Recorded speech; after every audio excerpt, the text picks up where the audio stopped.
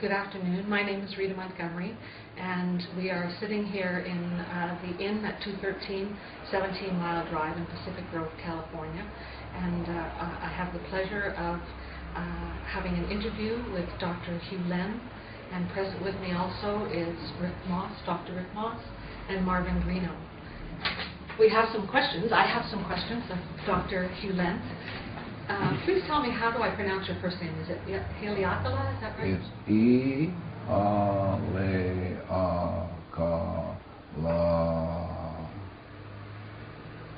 E-A-L-E-A-K-A-L-A. Thank you. Yeah.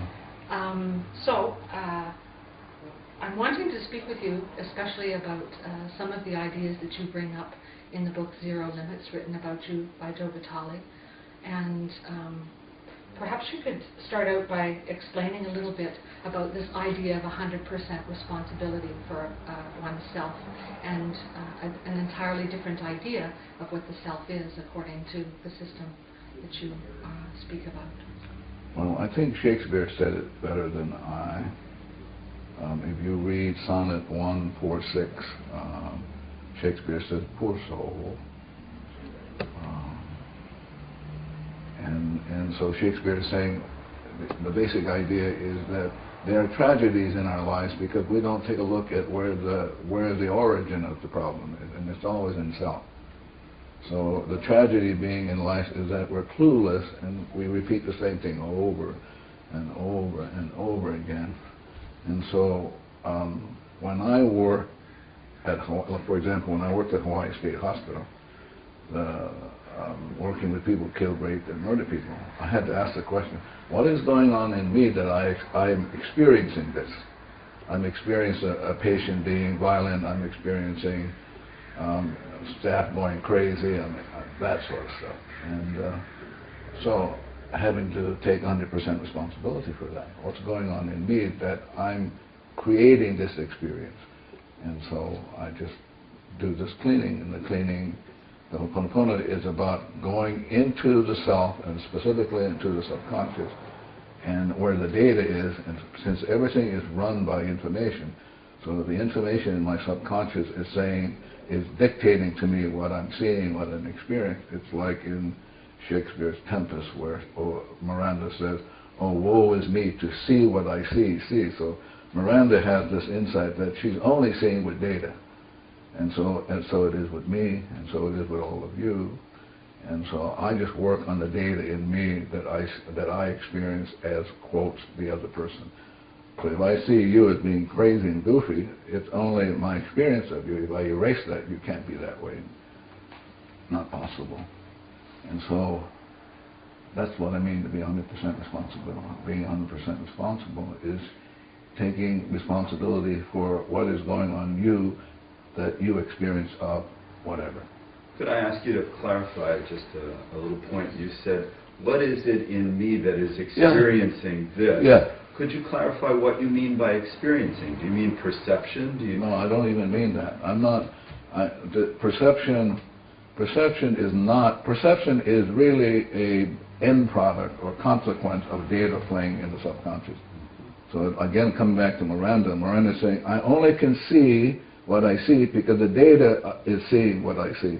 So Miranda is really speaking what Shakespeare says, the mind is just a stage, and the data runs around on the stage, and the data is really what is going on. And so if the data is such that I'm experiencing suffering, or I'm experiencing people being goofy, then I have to be responsible for that. What's going on in me, and it's simply data playing, and more specifically memories replaying in the subconscious. And those can be erased. Mm-hmm. I think that is probably the most profound thing about this Ho'oponopono, is that you could erase data. Could you give us an example of what it feels like or looks like for data to be erased, or is that not something that can be done in this kind of setting? I'm not sure what you're asking. Could you give us an example of cleaning? I mean, how do we erase the data within our own minds? Is that something that could be Yeah, discussed? of course. You can teach it. Trees can do it. Cars can do it. Anybody can do it. But the idea is the most fundamental question one needs to know is the question, who am I? And most people have no idea about who they are, and therefore are not allow the data in them to speak for them, as opposed to choosing to not have the data by erasing it.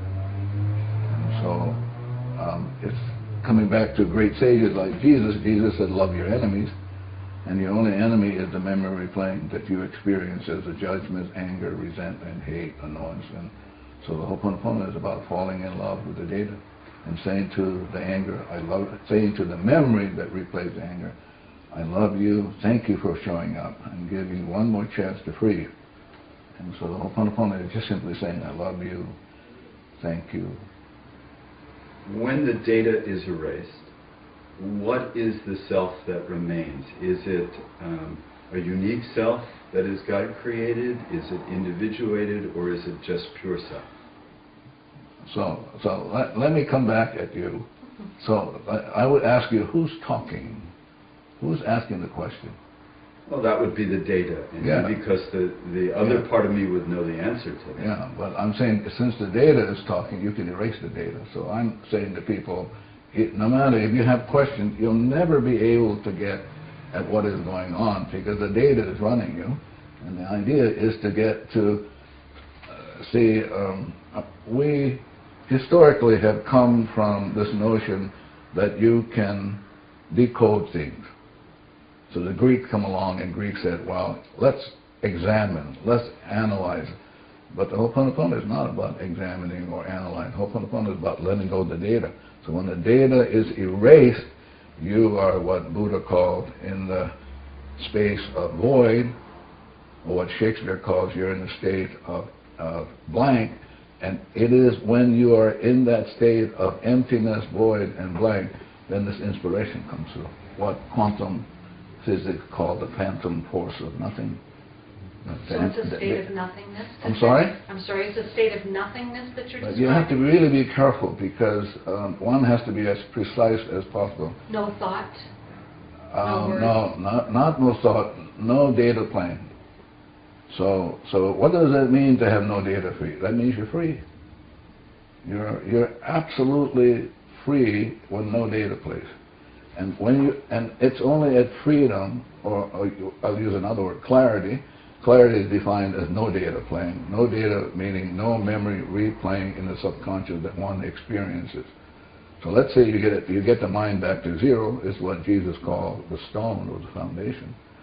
And only on that foundation then can you build something. And then out of that foundation comes the inspiration. And so you are moved by perfect information as opposed to being using dead information. Because most of the time we're dead. We without realizing we're stuck in old data and we're dead. And the Ho'oponopono is about releasing the death and the debt. So we basically have a mortgage on our souls, and we don't even know that. And we because we're not conscious of it or not even aware of it, we're stuck in it, and we're just going to suffer. And it doesn't have to be so. That you can erase the data back to zero, and that back at zero, out of nothing comes this phantom force of inspiration. New data, brand new. There's so much of our operating in the world that depends upon language and thought. So when only if you say so. Okay. So in other words, now we're stuck in that data because you have said something that's just a story, and the data is telling you what to say, and you're stuck. And that means if you're stuck, I'm stuck. Okay. So let me try to phrase it another way. You cannot phrase it another way. There's no other way you can phrase that. If you're in zero, let me try it another time. Can you be in zero state and have language? You're going to be in zero state and have perfect, you're going to say whatever is perfect and right. And everything, in other words, let's say you're at zero, that means the whole world, the whole cosmos becomes zero. That means everything gets enlightened. So he gets enlightened, the chair gets enlightened. But they don't get enlightened from me. They get enlightened directly from the source. And so then the language is perfect. And it's a language in which you're not even aware. It's what the artists call inspiration. Like all of a sudden, Van Gogh's or these great artists just do it. Well, how did you do it? I don't know. I just did it. Yeah. That's the language of love and art. Truth, beauty beyond comprehension. Yeah. If one takes responsibility for everything and everyone, everything that's going on in that person, yes, then the idea of free will, that each has a will to choose or a decision or to choose for themselves how they want to grow, change, heal, yeah. That would not be a point that you would recognize. Is that correct? Well, it depends on, again, we have to be really precise, so I'm going to come back and ask you. Please. So when you say free will, what does that mean? To me, it means the right to choose against what is natural, the right to hold on to one's programming, the right to separate oneself in one mind from source. See, what happens is that at any given moment, 11 million bits of information is playing, for which you are unconscious of. Yes. So it's driving you. So you don't have free will, but you have choice. The choice is, like Shakespeare is saying, to be or not to be free of the data. Mm-hmm. You have that choice, but the data is going to run you. The only question is, what data is going to run you? Is it going to be inspiration, or is it going to be memory, which is dead stuff? Mm-hmm. So that's the choice, but one doesn't have free will. Can I approach the question differently, because it's not... Yeah. Let's talk about the people at Hawaii State Hospital. Yeah. By changing yourself, you change them because they are part of yourself. Is the language correct? Well, I think what happens is like with you. Before I came here, I got the address, so I did the cleaning on the address. I did the cleaning on this camera and on your camera, because I don't know what he took before, and that will interfere with what's going on now. And so I'm taking 100% responsibility, because peace begins with me. So if I show up and I'm not peaceful, you can't be peaceful yourself. And so I'm only here because only for one purpose, and that is to make amends for whatever. For whatever. Yeah, and I don't know what that whatever is consciously, but there are parts of me that know what that is, and so my job is just to begin being 100% responsible by doing the cleaning. Mm-hmm. Yeah, but I don't know what's getting cleaned up. I'm clueless.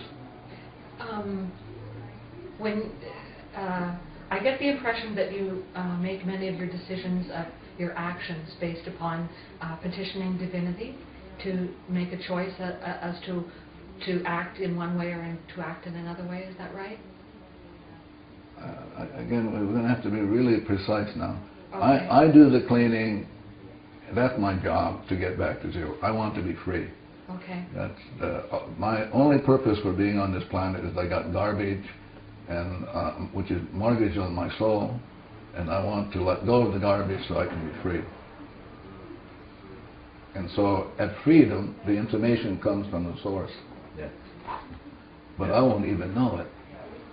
I can't say, oh, I got the information. That's not my job. My job is just to keep cleaning nonstop and let it unfold however it's going to unfold, because 11 million inspirations coming in, I'm not even aware of that. So what is cleaning like? Can you describe what your cleaning process is? Yeah, cleaning is only saying, I'm sorry, please forgive me for whatever data is going on in me that I need to make amends for. Yeah. And so if someone calls you up, like me, and says, would you come and speak with us? Yeah. So then what do you do? I clean.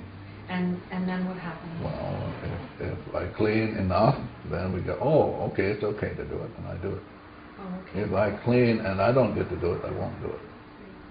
And there are many interviewers on which I have not done because I don't get to do it, and I'm not making that decision. It's the intimation in me that's making the decision, And not me. how do you know that? I don't know that. No, I mean, how do you know to come? I don't know that. I just do it. And then it says go, and then I tell him it's okay.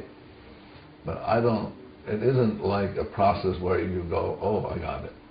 It's something that has to be worked on and cleaned on, and then like a rose, it just begins to unfold, and at some point, because I've been doing this for, I don't know, almost 3 decades, I have it. Sorry. Can I ask a question please, to that point? Do you believe that it's possible? Some people believe they can ask a question and get a yes or no answer. There's psychokinesiology, there's the use of pendulums, things of that nature that allow one to perceive that they're receiving an answer. Do you believe that that's possible? Well, but I want to come back at you again. Please. For me, the reason I'm here is only for the purpose of cleaning. Okay, I'm clear about that. And so, the purpose of the cleaning is to free up the data. So I don't know exactly what you're talking about. If I were to use a pendulum, I would make sure that I would be data free, and then I would ask. Yeah. But the pendulum, if you're not at zero, you'll get funny answers. Based upon your own scripts and your ideas. I like that, but I would be more precise, based on memories, data in a computer bank. Yeah. Yeah. And so how would you suggest that people begin the enterprise of cleaning? I don't even do that. I just do the cleaning myself, and if people want to learn it, they show up. Yeah, like you. Here I am. Yeah. So Well, For example, in years ago, I had somebody say to me, "Convince me that I should take this class," and I said to him, "We don't do any marketing. I don't do any of that sort of stuff. I mean, it's a decision, a choice that you have to make on your own. I'm not here to make any money. If I was here to make money, I'm in the wrong business." Yeah. I've been doing marketing for you, up and down the coast. I see. Just because I knew it was such a wonderful opportunity for people to meet you. Yeah. I'm still trying to wrap my mind around what the cleaning process is like on an experiential level. Well, again, you have data. Data I may experience the data as I don't like you. Okay, let's say that data says in my mind I'm going, oh my God, and I have to put up with this bullshit stuff. Right. Blah, blah, and I go, oh, I get to clean with that. Right. What's going on in me? Right. And I didn't know I had it. Right. So I can say to that data in me, I love you. Thank you for giving me one more chance to let you go so that I can be free. Right. So the Ho'oponopono is about saying, I'm sorry, please forgive me. And then I'm sorry, please forgive me can be said in a different way. I love you, thank you, blueberries, M&M's, the whole kit and caboodle. Yeah. But the notion is that it's my responsibility, totally. So it has nothing to do with you. Right. Yeah. And so you're talking to not the person, but to I'm talking to myself. Yourself. Yeah. Specifically, I'm talking to this inner child in me who is suffering because I'm holding on. So the Ho'oponopono is, you're asking questions, but it's an engagement process. Like you say, you're trying to wrap yourself around it. The Ho'oponopono is about letting go. Right. It's just let go, boom, the data goes, and all of a sudden you get inspiration to do something it never came out for you to do. Right. Yeah.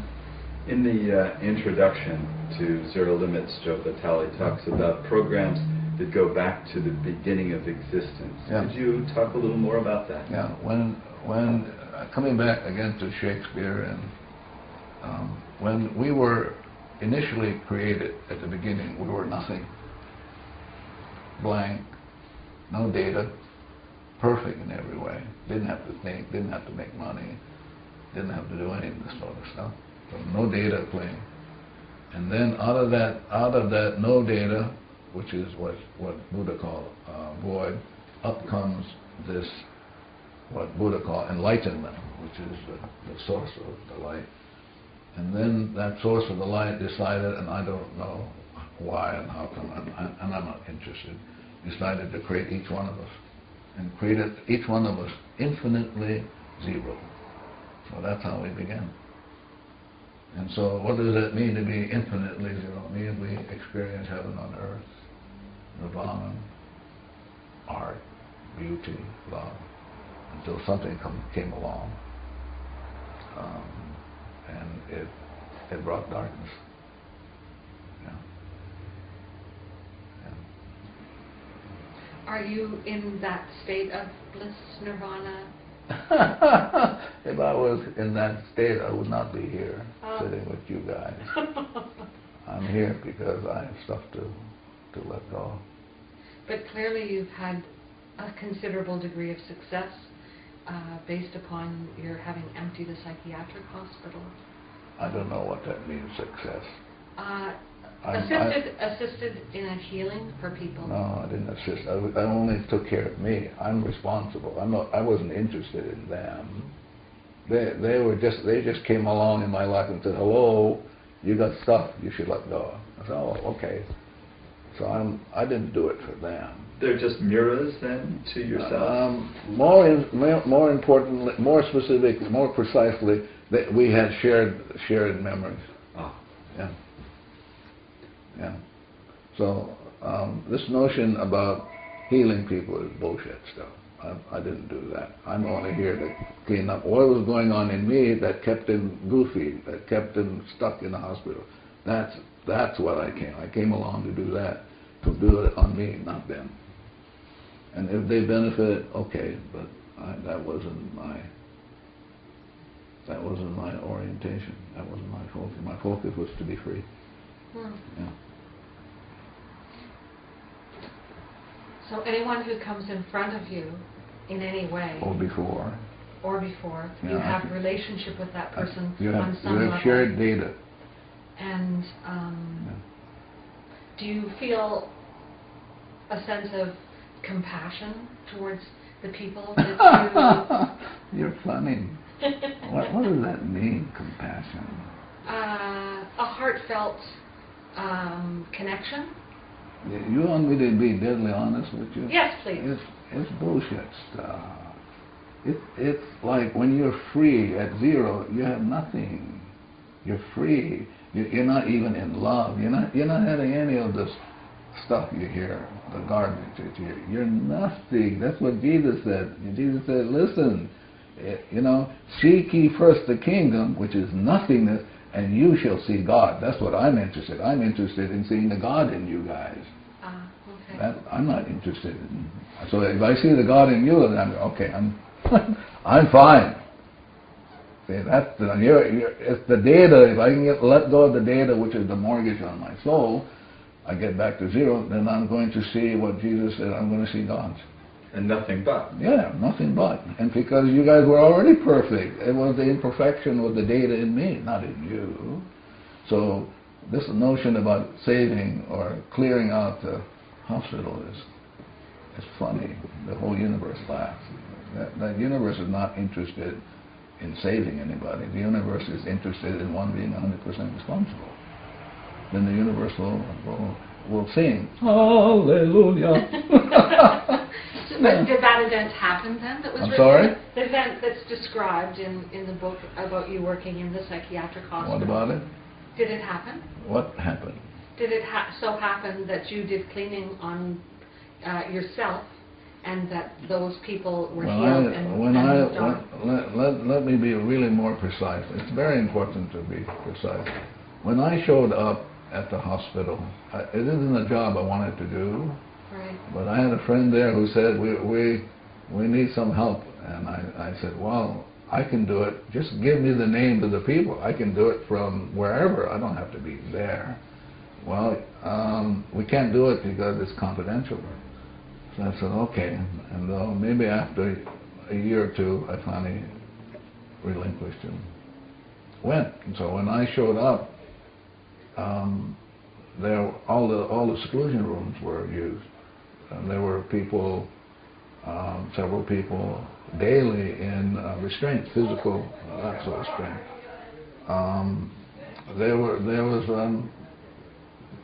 really verbal and physical violence on the ward. So I just did my cleaning. What was going on in me that I'm experiencing? Like the toilets flushing with nobody on them, a shower turning on with nobody, you know. And so I just began the cleaning, and months later, without making an effort, the seclusion rooms went. Nobody ended up in the seclusion rooms. The violence stopped. Whereas it would take several years to turnaround time for people to go home, they were going home. Maybe after I was there about 4 years. Maybe the turnaround time was 3 or 4 months. And so it's essentially, that's what I did, just work on myself. Yeah. So, whereas they didn't have any kind of work program, we started doing things like making cookies. Started out, that was a wonderful project. Can you imagine? Supposedly all these crazy people making cookies, you know? But making cookies, polishing shoes, washing cars, things that nobody ever thought of doing. And I didn't plan it. It just did it. I didn't go, well, let's see whether we can do something, make a new job. It didn't happen that way. I'm sorry. And then no one could leave this unit without a physician's signature. But maybe, I don't know, a year or two down the road, we were able to have a jogging program, tennis program. Yeah. But I didn't do anything. I just was clean on myself and just kind of watch and then be awed by what God can do. Huh? Wow, I should do more cleaning, huh? Instead of being annoyed and irritable. Yeah. Certain people would end up certain staff would come on the ward and the ward would go crazy. I would notice that, so I would clean with that. As opposed to, I notice when Mrs. What's-Her-Name comes, everybody goes crazy. Oh, what's going on in me when Mrs. What's-Her-Name shows up? And I worked on that. Mm. Yeah. And does this go to past lives, or do you not deal with past lives? I don't deal with that sort of. I just deal with memories. What's going on in me that I'm experiencing this? Yeah. Now, there may be those things, that'll come up, but I'm more interested in just targeting what's going on in me data-wise that I'm experiencing you. So if I'm experiencing you, however, 11 million of which I'm not even aware of that I'm experiencing you, I'm willing to do the cleaning because I'm clueless. Absolutely clueless. Yeah. Have you, Dr. Hew Len, had the experience of setting your intention to do cleaning on a situation? Say someone who was, within yourself, someone came in front of you who was terminally ill, and you did some cleaning within yourself, but the person still died. Have you had the experience? I don't know what you're talking about. This notion about intention, again, is a concept that's just database. Nobody has intentions. This notion, the people who make a lot of money don't intend to make a lot of money. They just do because there's some data in them that creates it. But to claim that, see how good I am, but you look at the financial situation. The people who are supposedly good wrote all these books. Well, we're finding out they were otherwise. So I don't. The notion of intention is foreign to me. I don't know what that means. Okay, maybe I'll use a different word then. Have you been in a circumstance? All the time. Where someone makes all the time. And so... All the time. I just came back from Japan. I had this woman come up to me, and little lady, and beautiful lady. She said, I have been diagnosed as having terminal cancer. I'm going to be dead in 3 months. And so I just did a cleaning. She came up, she looked at me, she hugged me. As I hugged her, I did the cleaning. But listen, I'm not God. Sure. But I mean, I'm not God. I'm not here to save anybody. That's the divinity's job, not mine. Mm-hmm. My job is to say, I'm sorry, please forgive me. Mm-hmm. I'm not here to act as God to say, well, if I clean, I can save you. And don't do that. Can you tell us more specifically what you did within yourself when that woman with cancer showed up? Yeah. What did you clean within yourself? Yeah, so I said, as I was hugging her, I said to the divinity, thank you for giving me this opportunity for this lady to come up so that I can look at myself. What's going on in me that I would like to make amends for? And so I said to the divinity, I'm sorry for whatever's going on in me, and there are specific cleaning tools I use that are unique to me. But basically, I'm asking the divinity, I'm sorry, please forgive me for whatever's going on in me, that this woman should show up in my life, experiencing her saying to me, I've been diagnosed. Now, one of the things I had to work on, because I just had to work on this whole judgment about somebody saying that somebody's going to die in 3 months. Mm-hmm. I had to work on that one. Yeah. And again, people can't help. If a doctor says you only got 3 months to live, he can't help it. That's the data in him. Mm-hmm. So now the question is, at some point, who's going to start deleting the data? But it's so easy. Yeah. Can we delete all the data? I'm sorry? Can we delete all the data? That's a divinity's job, not mine. My job is to appeal. Divinity's job is to erase. So I can't say to divinity. Like occasionally I say, "Come on, hurry up, hurry up." Did Buddha delete all the data as far as you can tell? You'll have to talk to Buddha. So, when you think of enlightened masters on the planet, you don't necessarily think of them with data deleted then, or do you? No. I'm more interested, like in somebody else. I'm not interested whether Shakespeare is a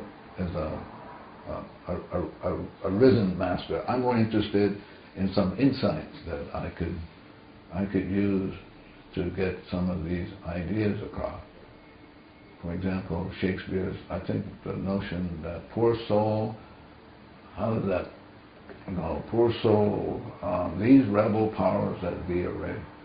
So Shakespeare's already said, hello, the sin or the error is in the soul. So I go, oh yeah, that's sure. It's not out there someplace. It's a rebel power, is what Shakespeare called for bemoan grievances forgone. It's played before, it's going to play again. The tragedy is we don't know that. That's the tragedy. We don't know that the data runs us. That's the tragedy. And so we're going to repeat it over and over. Have you reached a point in your own evolution where you can see where the data runs you and where you are clear? Sometimes, but rarely. I'm more interested in keeping the cleaning going nonstop. I don't go to that route. Because I'm absolutely clear in my soul that the divinity has given me one more chance to make amends for whatever is going on in me. So I'm clear that my only purpose for existence is to free myself, so I can be free and once more be in line with the light and be in that light and soul. Yeah. Do you have an experience at times? Why are you laughing? Do you have an experience at times of feeling like you're in the groove, like you're in perfect alignment? Like are there moments where I never look for that, but there are times in which I experience like absolute love for my friend here. That I can experience. I have children and grandchildren of which I do the cleaning because I want to make sure that I'm not attach them in any way so that they can get the information directly from the divinity, not from me. So I'm just cut all the time, and occasionally when I get a call from my children, I have two daughters, 30 plus, I can feel love for them. Yeah. When you say cut, are you talking about cutting out the cords? Yeah, I'm talking about erasing memories in me that I experience them as quotes, judging them, how come they don't do this way, they don't do that, and all that. Yeah. And they're beautiful, my children are. Beautiful. Yeah. Yeah. But my responsibility for them is to set them free from any grasp that I have on them, which is memory, like trying to grab them. Would that include loving memories? A memory is a memory. So it's a dead memory. There's no such thing as a good memory. So to set them free from memories would be not to remember any of the past that you've ever had together? Or to at some point to see them as gods. Now you say or. Yeah. They're mutually exclusive. Oh, of course, because if I have, and you know, I'm going to be cleaning with them till the day I die. It's just the way it is. I mean, they're there, I experience them, and I want to make sure I'm just cutting these ties so that they get the information directly from the divinity, not from me. Mm-hmm. So, am I sure? I'm never sure. I don't know that well. I just keep cleaning and cleaning. Yeah. You speak, or maybe it's Joe that references the experience of wonder and the importance of the experience of wonder. Could you talk a little more about that? I'm more interested in the experience of freedom. More than wonder. Yeah. It's interesting because that question brings up, there was a chap, they called himself a chap, yes, in Australia, who I gave a lecture, and he kept saying, now wait a minute, you mean you don't want us to be curious? That's his comeback. I said, well, to be at zero, you can be in awe, but if you want to take curiosity instead of awe, be my guest. Yeah. It's hard to put things down, only because I'm never certain if I'm inspired or not, and yeah. and to be very honest, I don't care. I'm just doing the cleaning, just non-stop. Yeah. So I don't have any intentions to. For example, people will call me. I used to do these things. I don't do anymore. There's a young man in Hawaii who he's having a very difficult quote. His mother is saying he's having a difficult time. People don't like him. He's not doing well at school, and so as I'm reading the email, I'm doing the cleaning. What's going on in me? This is showing up. And then she asked how to help him, and I had to remind her, you're not helping him. It's only about you.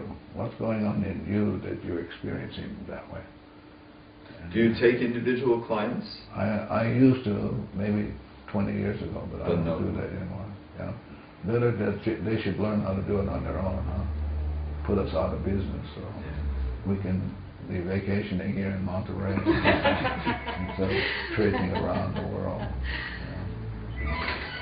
I'm curious, what in you is creating your commitment to such a rigorous teaching schedule? Somebody asked me that, but they asked me in a different way. This is the way they asked me. They asked me, how did you come around to doing this? And I said, I don't know. Life is a mystery, and I just happen to be here in this moment, and there are all the forces, and I have no idea how these forces brought me here. But I'm clear though. I'm here to clean with you, chair, the board, this guy, the camera.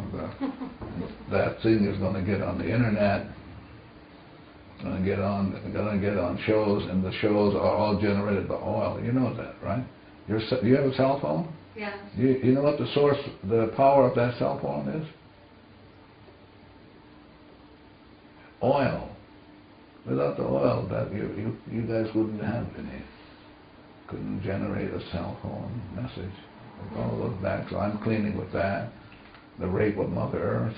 I know. We're raping Mother Earth, but we can't help it. So I have to remind myself, nobody can help it. Everybody's stuck in programs, and so somebody's got to get to the cleaning, and I'm willing to do it. Marvin's willing to do it. More and more people around the world are willing to do it. You have, I guess the answer I was looking to that last question is, I had in mind the possibility that you had the hope that many people would be doing this work, and that we might change if nobody showed up, I would do it anyway. But would it not be your hope? Or maybe you don't hope? That there would be don't you a think movement? Don't you think it's a form of manipulation? I've thought that. Well, I can erase that then. if you're not, I can work on that.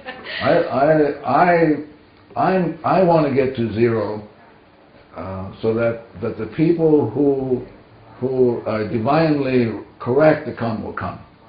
Right. That's mine. I'm not here to promote anything. I'm not. At least I'm not intending to do it. I'm not conscious I'm doing it. I may be, but I think it's a disservice to people to promote something and then have them come when for them divinely is not correct to be wherever they end up being. You know. In other words, promotion speaks to their memories. Yeah. And stimulates their memories. Yeah. But can promotion also speak to them and stir them to want to erase their memories? If I clean, let's say I clean, there are 8 billion people out there. If I clean and I get myself back to zero, even for an instant, everybody will get back to zero. Then it's the divine in them that will choose to do it or not to do it. Not some promotion on my part, some manipulation on my part. Yeah. And the book that Joe wrote about you or with you, yeah. is that a manipulation? Is that, how do you see the book? Well, it depends on what page you're on.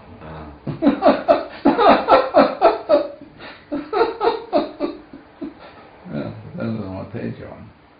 Depends overall, on what. how do you feel about the book? Well, but I cleaned before, and so like with you, he had asked me months and months and months if I would do a book with him, and I did the cleaning. I heard no, just like with you guys, and at some point I heard yes, and so I did it. Now I'm responsible for every point and every letter in the book, so there are people who will ask me certain things, and having not read all of the book myself, so, but my own sense, he's a nice guy, and so he shows up for me to clean, and I clean, and I heard do it. And so sometimes somebody will ask me, like you asked me, well, what does Joe Vitale think about it? I said, you'll have to talk to Buddha and do that. I can't speak for them. If we have a subconscious, yeah, then that's where memories are stored. And yeah. some people say it's the physical body that is the subconscious. Yeah. What about a chair? What about what we would maybe call an inanimate object that does not have a subconscious? Yeah. Where does it store its memories? It does have this thing is alive. This thing is telling me who sat here, all the people who sat here. This thing is telling me where the material came from. It's talking to me, and it's telling. I'm just doing the cleaning. So this chair, like you, has the 3 cells. It has the superconscious, conscious, and subconscious. So it isn't. There's no such thing as an inanimate object. If, for example, you can talk to the camera. You can say to the camera, how many cameras do you have? Alex. So you can say to the camera, well, we're gonna tape this guy, Hew Len. So can you? Well, what do you think about that? You can talk to the camera, and the camera will tell you. No, I don't know about that. And then let's say he knew how to do the cleaning. And said, well, let's do the cleaning, and so he does the cleaning, and maybe the camera will change its mind. So when photographers say the camera loves you, they're speaking more than they know. Absolutely. Absolutely. Absolutely. Even I had to show you how goofy this thing can be, I had a friend of mine who married a guy who wasn't doing very well in the construction business, and then when like 40,000 he made, and then maybe 3 years later after she married him, he made 3 million. But she knew that her job was to work on all of the projects, talk to all of the projects. And so one day he was having trouble, I think, putting up a scaffold or something. And so she did the cleaning, and she heard the nails. She heard the nails, said, we just can't get along.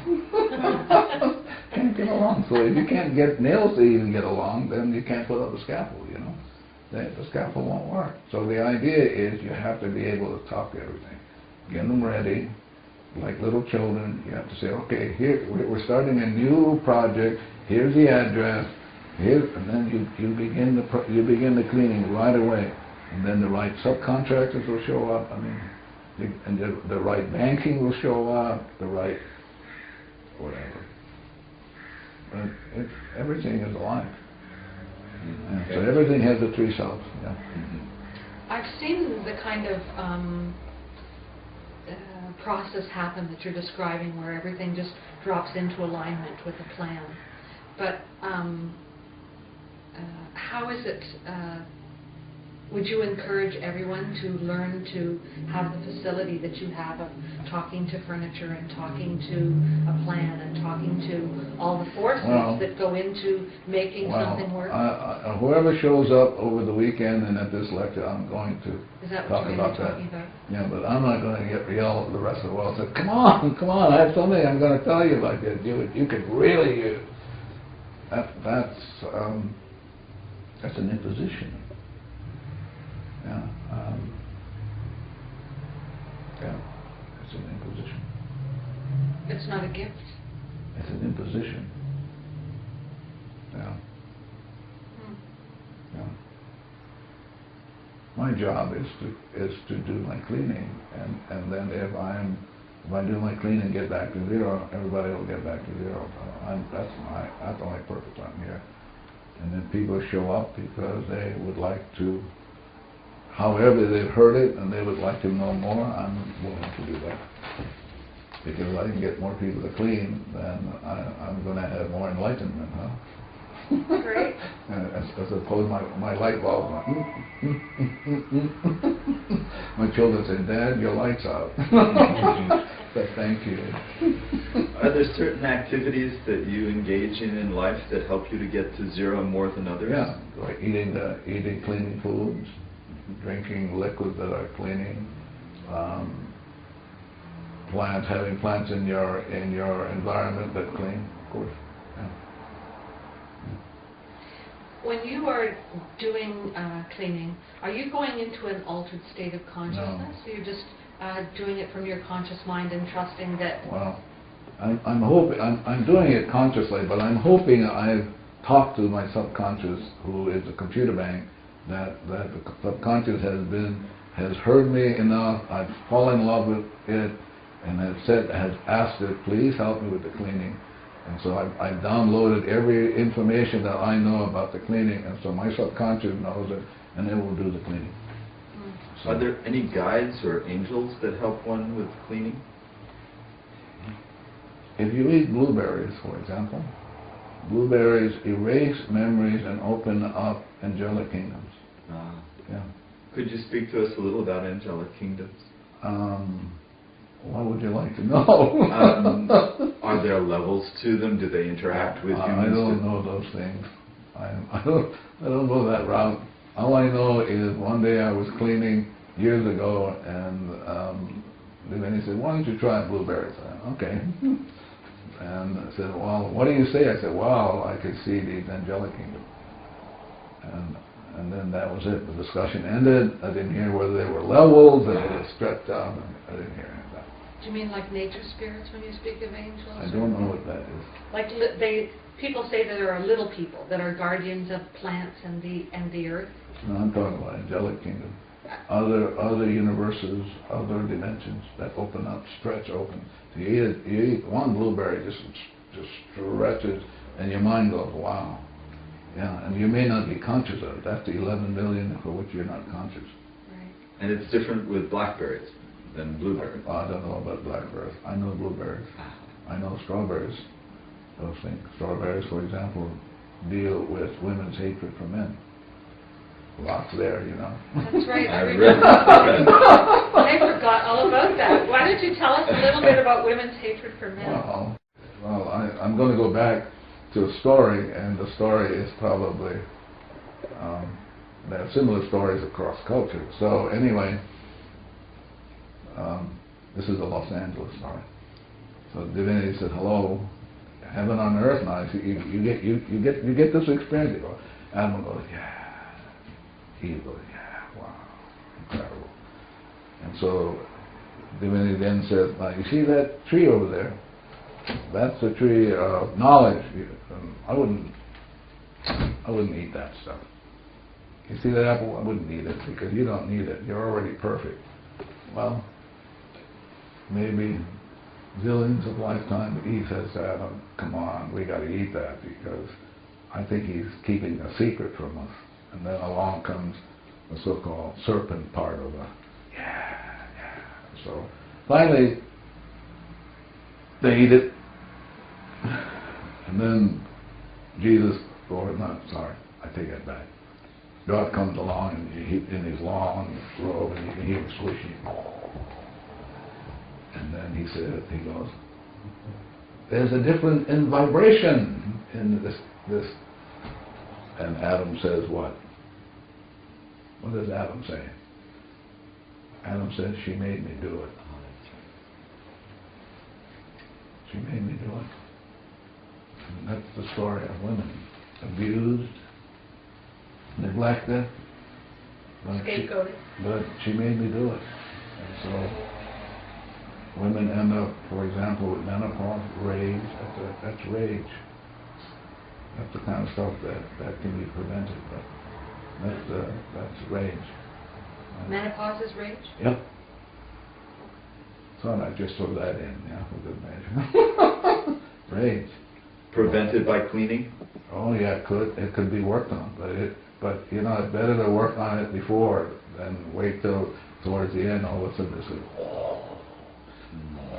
You mean the cessation of menses is rage, or the symptomology? It's rage. This. You're talking about hot flashes and stuff like Yeah, that. it's rage. Yes. Yeah, it's rage. It isn't, quotes, natural. It's not a natural state. I can't imagine God would create somebody, create you and say, I'm going to make you suffer. I can't imagine that. So where did it come from? Well, it came from, she made me do it. So we have a lot of Ho'oponopono. You got more than a lot. Yeah. So that's women's rage towards men. What about men's rage towards women? Oh, but see now you're moving in a way. The question I would ask if I were a woman, what's going on in me that I can clean this thing up? As opposed to looking outside and say, why did you do that to me? And you should get your act together. Yeah, actually, sorry, Rick. One of the questions that crosses my mind is, why is it that we have that degree of rage towards each other, fellow human beings? But you're speaking data. You're engaged. You're wrapping it up as opposed to you can let it go. I love you. Thank you. Whatever you can. I love you. But we have an addiction. The addiction is so intense. We grab things. How come? Have you ever read Chekhov, the Russian short poet? That's the theme in all of his stories. How come? Why? Why did they cut down that forest? Why are they doing that? Why is it that we can't get along? Why is it that we suffer when if we were friends, everybody would profit from this? Well, the why is it's old data playing, and we're stuck in it. And if you grab it like the Greeks do, we're gonna analyze it like I was trained when I got a PhD at the University of Iowa. You're gonna grab it and try to make sense of it. You can't. 11 million for which you are clueless. And so the idea is Jesus, Moses, all these great sages come along and say, hello, let's go. So have you set aside your analytical processes? No, you see, I'm still here. What are you talking about? Yeah, I'm still here. If I had let that all go, I wouldn't be here. You wouldn't be here either. If you were going to ask you a really rich question, what question would you ask yourself? Who am I? And how would you answer it? I am infinitely zero. I'm an exact copy of the source, the infinite. I'm an exact copy. That means I'm perfect in every way. My problem is not me. My problem is the data in me. Are you an individuated perfection? What does that mean? Do we have any individuated aspects? One more time. Did God create us individually? Yeah, of course. So God created you, and your rhythm is very different from hers. Your rhythm is different from the chair, of course. And so even at zero limits, I still have a rhythm that is unique. Absolutely, and you have a rhythm for which then you have a certain purpose for which only you can fulfill. And if you don't fulfill it, then we're all stuck. Yeah. But each of us, like Marvin and me, this chair, we have been given the gift of this lifetime to take ourselves back. What Shakespeare says, to thine own self be true. And who are we? We are like an exact likeness of the divine, which is we're zero infinite. That's what we're nothing. My mother used to say that to me when I used to go surfing and come home late. You're nothing, you're nothing. I go, and now I realize I am nothing. She was right all along. And that was a good thing, right? Always listen to your mother. I mean, she was vociferous about that. You're nothing. Finally, I'm 70, and I'm finally going, wow, my mother had that insight, and it took me 70 years to get it. Is this, I know that this is a revised version of Ho'oponopono that you work with, and I'm wondering whether or not the method that existed, and I have a small familiarity with the previous version of Ho'oponopono. Tell me what the previous version is. My understanding of it is that a group of people would get together if there were misunderstandings among them, and there would be a person standing in as a facilitator, and it would depend upon them. More like a guard. Oh, okay. The guard would ensure that a smooth process unfolded so that people would come to some kind of understanding. Yeah. In some workshops that I've taken that have been about Huna and there's no such thing as Huna. Oh, there isn't? No. That's made up by some white person. Oh, really? Yeah. Yeah. Go ahead. I'm sorry. Well, I was wondering if in the previous version, the earlier version of Ho'oponopono, before Hawaii was infiltrated by foreigners. Visited by foreigners. Yeah. If you think that perhaps things were different, then if a society evolved that was perhaps more enlightened. Listen, if you look at across the culture, across all the cultures that we have in this great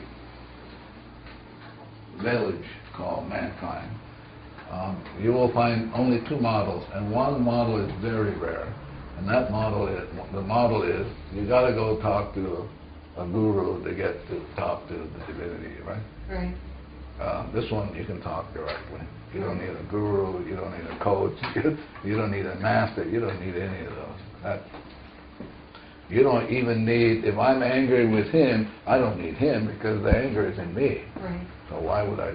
So the thing I liked about this when I heard about it 20-something years ago was, wow, it's just my own stuff, and I can go directly to divinity who can erase it, you know?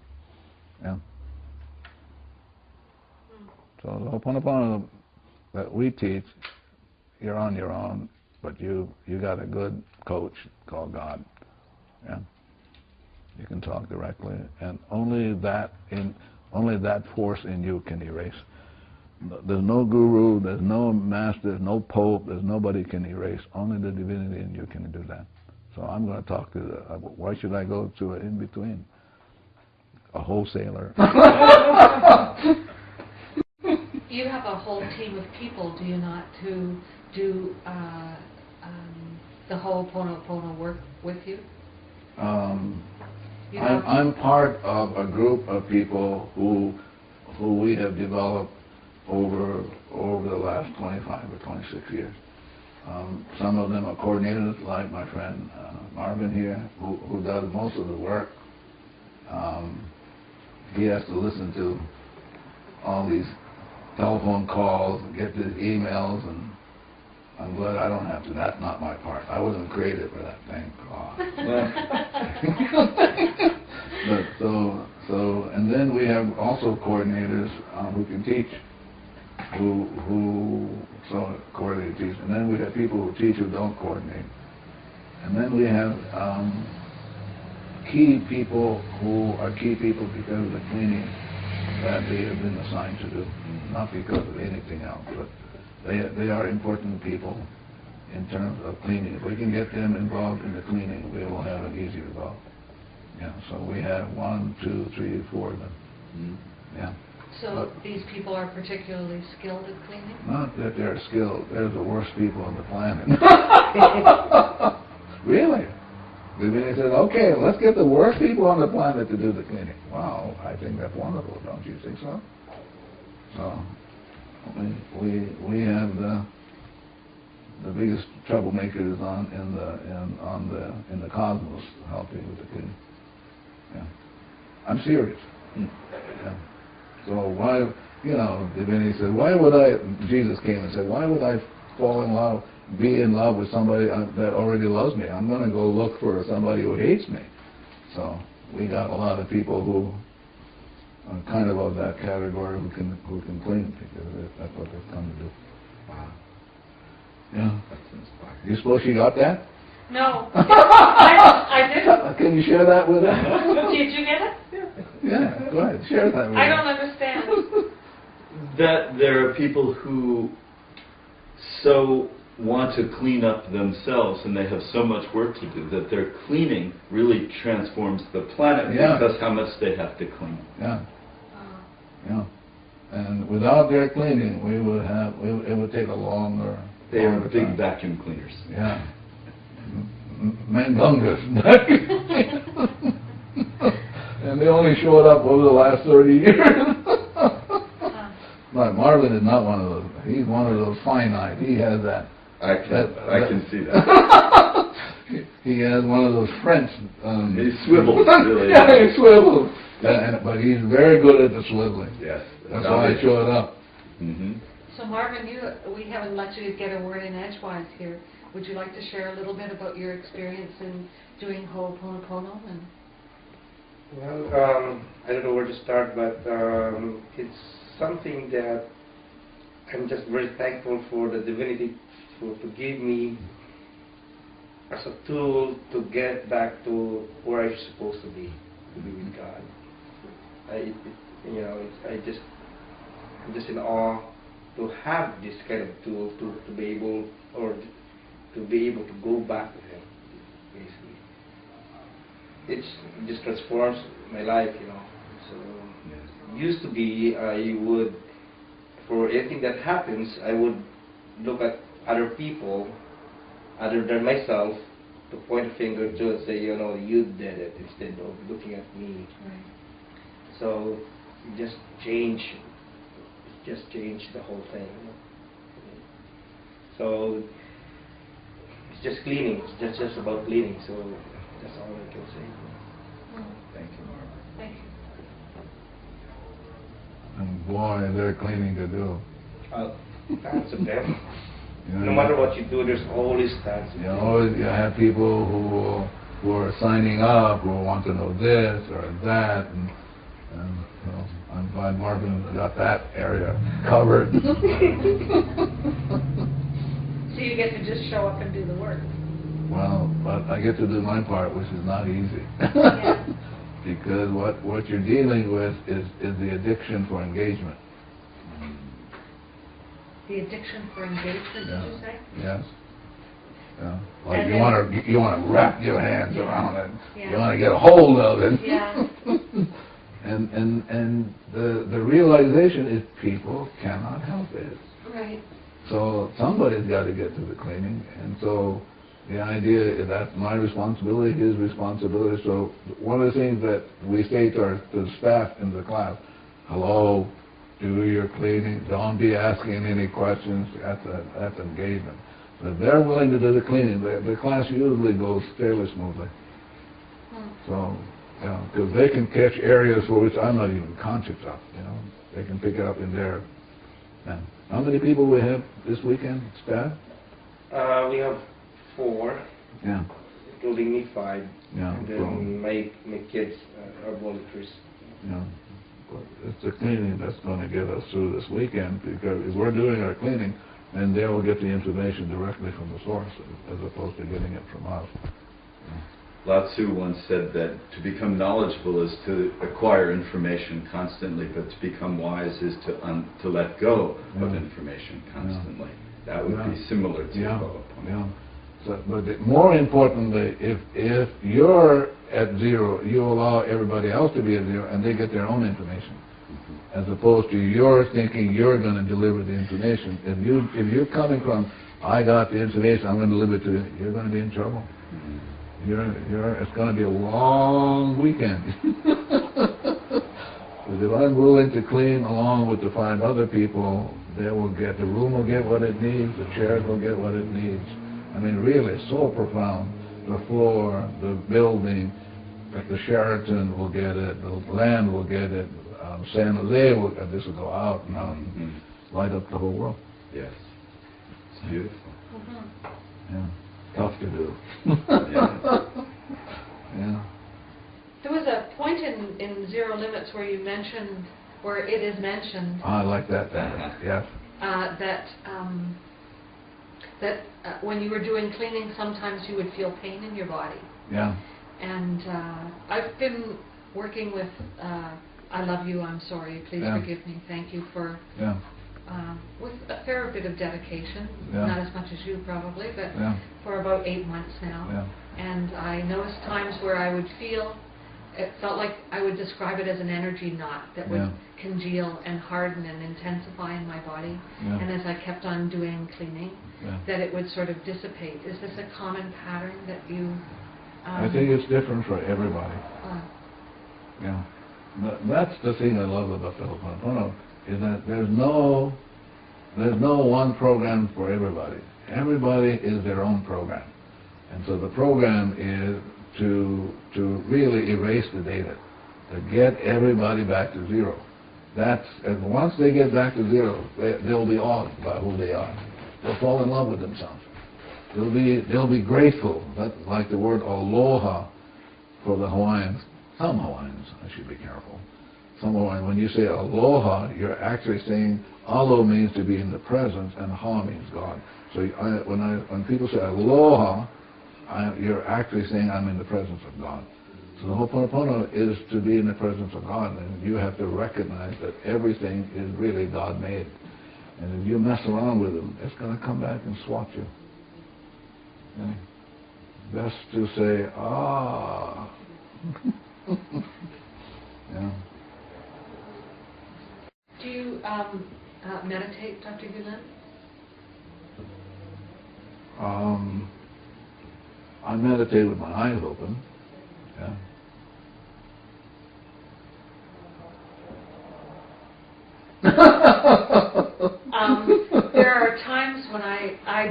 meditate, Yeah. and there are times when you sort of get into a spaciousness sort of state of being, where it feels very peaceful and open and connected. And I'm just curious if that is a state of being that would be similar to what you're describing. Maybe unique to you, maybe unique to other people. Other people will get it differently.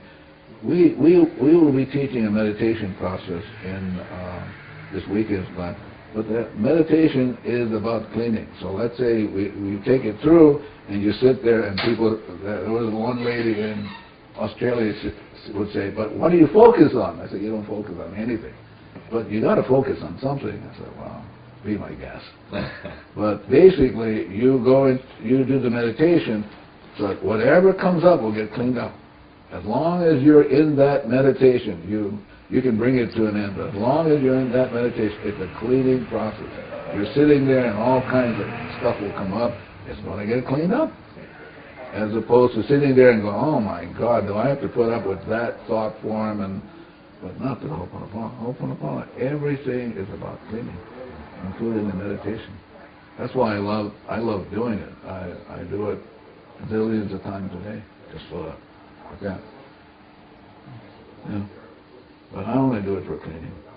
I really want to get back to my original state, which is purity of heart. Yeah. Yeah. But I think the most important question is, who am I? If you have no idea about that, you'll always suffer. You can't get home. You can't get home. I mean, that's the most important question in creation. Who am I? Yeah. So the Ho'oponopono is about saying, "Oh, this is who you are. You're perfect already. The garbage that you're experiencing is not you, just data." They go, "Huh?" and then they go, "Wow, thank God." How about guilt, Dr. Hew Len? Data. Yeah. What about? I was doing a class with Joe Vitale, and something phenomenal happened. Something that I was moved by. So towards the end, a man in the back of the room says, "How do you?" I think I'm not quite if I'm doing it correctly, accurately. How do you clean with if I have the experience of having sexually molested my granddaughter? I went, "Wow, there it is. That's the truth, like nobody's business." So I had a chance to clean with that, and he did it kind of like up it came, and I thought it was beautiful. Yeah. What are some of the most wonderful experiences that you've had over these 30 years? Probably realizing more and more that this lifetime is really a gift. And it's a gift for cleaning. It's a gift of going home. It's taken me years to kind of realize that this lifetime is truly a gift from the divine, and it's a gift to make amends, and I'm willing to do it. Yeah. I've met some interesting people over the years, but I would say that probably for me is realizing that this lifetime is really a gift. And another gift is the cleaning process. Another gift is identity. And then realizing that we are carbon copies of this pure, perfect source. Yeah. Mm-hmm. Yeah.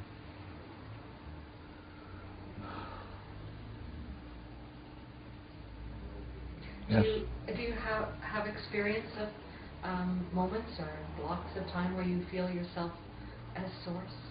As what? As divinity.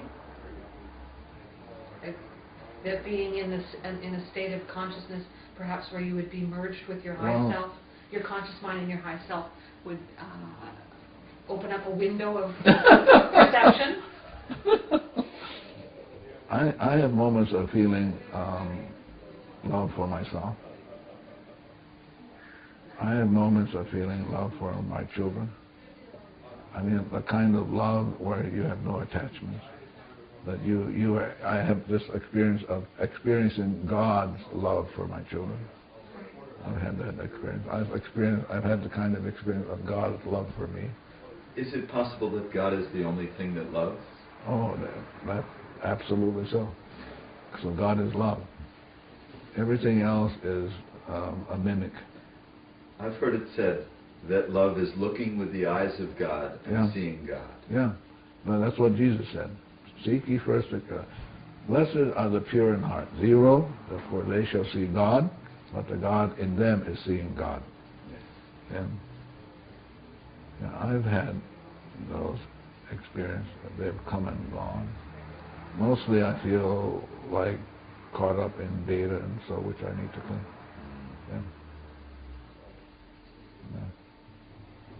When you travel the world, you're always apt to have a lot of garbage come up. Yeah. Like one of the garbage I deal with, and I clean with it before I show up, and I've been cleaning with it for almost 3 decades. Is this notion that you can come to an appreciation of God by grasping, through the grasping process, the engagement process. It can't be done. It can't be done. It's a surrender. Yeah, not that. For me, it's a letting go. It's taking 100% responsibility to just let go. And it's not easy to let go, because the letting go, for example, some people will say, well, I'm clean, but I don't get any result. Well, as they're talking to me, I'm cleaning. What would we be cleaning with? Intention. So I'm cleaning with intention. The person is cleaning with a certain intention. Okay? I'm cleaning with, when people tell me that, I'm cleaning with, God is not a concierge. You don't say to God, I'm going to clean it, I want this color, but I want it to look like this, and there you go. You look young. So I get to work on that because I didn't realize I had it. And so people will show up in my life if I don't get really stuck in what the hell are they talking about, as opposed to, oh, what's going on in me that's coming up that I can work on.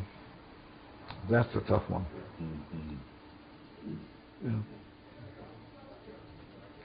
Does anyone help you clean? What does that mean? Do you have someone that either sets an environment, holds space? I think there's someone. Actually, there are 2 or 3 people that I work with that we do cleaning when things come up. If there are things that, for example, if a request comes from, like, I got a request from Singapore. Singapore, there's a banker there that wants us to come. And so I do the cleaning, and then I give that information to 2 or 3 people, and they can do it. And so we can get the information because we're the baddest guys on the earth. And we clean up, and then to see whether it's correct to do. Yeah. Yeah.